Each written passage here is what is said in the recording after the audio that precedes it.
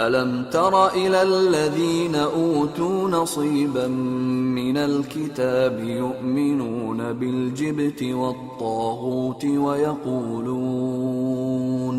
ويقولون للذين كفروا هؤلاء أهدى من الذين آمنوا سبيلا أولئك الذين لعنهم الله ومن يلعن الله فلن تجد له نصيرا أم لهم نصيب من الملك فإذا لا يؤتون الناس نقيرا أم يحسدون الناس على ما آتاهم الله من فضله فقد آتينا آل إبراهيم الكتاب والحكمة وآتيناهم ملكا عظيما فمنهم من آمن به ومنهم من صد عنه وكفى بجهنم سعيرا إن الذين كفروا بآياتنا سوف نصليهم نارا كلما نضجت جلودهم بدلناهم جلودا غيرها ليذوقوا العذاب إن الله كان عزيزا حكيما والذين آمنوا وعملوا الصالحات سندخلهم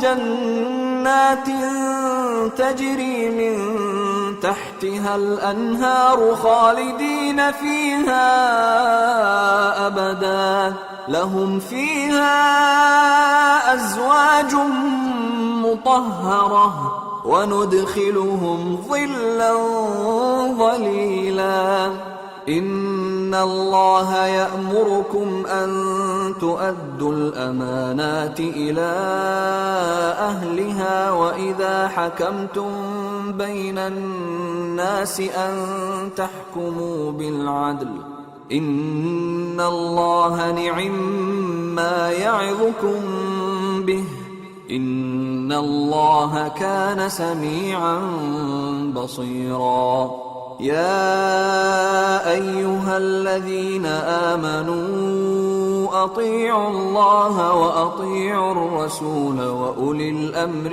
منكم فإن تنازعتم في شيء فردوه إلى الله والرسول إن كنتم تؤمنون بالله واليوم الآخر ذلك خير وأحسن تأويلا। भला तुमने उन लोगों को नहीं देखा जिनको किताब से हिस्सा दिया गया है कि बुतों और शैतान को मानते हैं और कुफ्फार के बारे में कहते हैं कि ये लोग मोमिनों की निस्बत सीधे रास्ते पर हैं। यही लोग हैं जिन पर अल्लाह ने लानत की है और जिस पर अल्लाह लानत करे तो तुम उसका किसी को मददगार न पाओगे। क्या इनके पास बादशाही का कुछ हिस्सा है? उस सूरत में तो ये लोगों को तिल बराबर भी न देंगे। या जो अल्लाह ने लोगों को अपने फजल से दे रखा है उसका हसद करते हैं। तो हमने खानदान इब्राहिम को किताब और दानाई अता फरमाई थी और सल्तनत अजीम भी बख्शी थी। फिर लोगों में से किसी ने तो उस किताब को माना और कोई उससे रुका रहा, तो उन न मानने वालों के लिए दोज़ख की जलती हुई आग काफी है। जिन लोगों ने हमारी आयतों से कुफ्र किया उनको हम अनकरीब आग में दाखिल करेंगे। जब कभी उनकी खालें गल जाएंगी तो हम उनको और खालें बदल कर देंगे ताकि हमेशा अजाब का मजा चखते रहें। बेशक अल्लाह गालिब है, हिकमत वाला है। और जो लोग ईमान लाए और अमल नेक करते रहे उनको हम बहिश्तों में दाखिल करेंगे जिनके नीचे नहरें बह रही हैं। वो उनमें हमेशा हमेशा रहेंगे।